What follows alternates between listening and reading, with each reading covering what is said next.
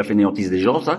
Et lorsque je l'écris, vous lisez pas. Voilà, je sais que c'est comme ça, hein, ne me prenez pas pour un imbécile. Donc je vais essayer d'être court et efficace. C'est un petit peu mon domaine, ça. Bon, je vais vous parler d'une petite société qui s'appelle Pfizer.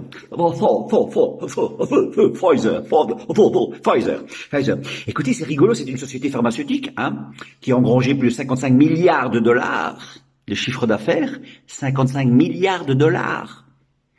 C'est anecdotique.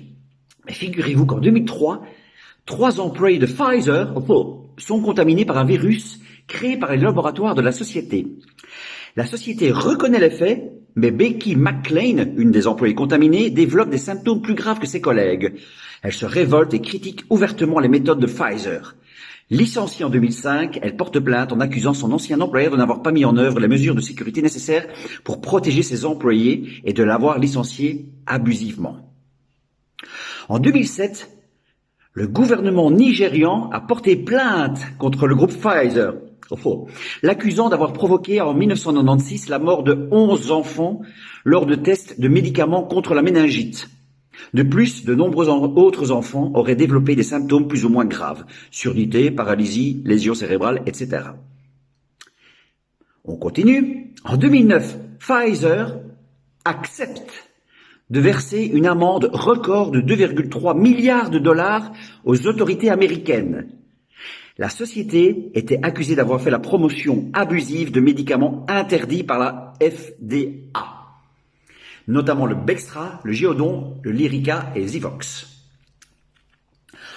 En 2016, Jérôme Cahuzac affirme lors de l'ouverture de son procès que le compte illégal qu'il avait ouvert en Suisse avait été alimenté par des fonds venus des laboratoires Pfizer.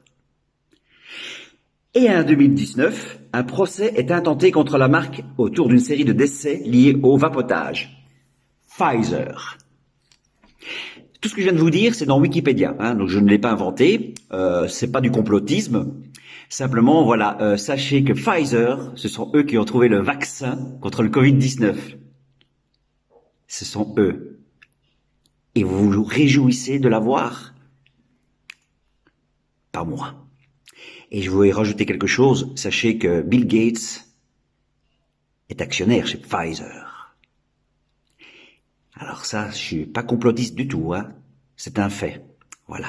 J'espère que ce petit cours de 3 minutes vous aura fait prendre conscience que tout ça est bien manipulé par le gouvernement. Pfizer.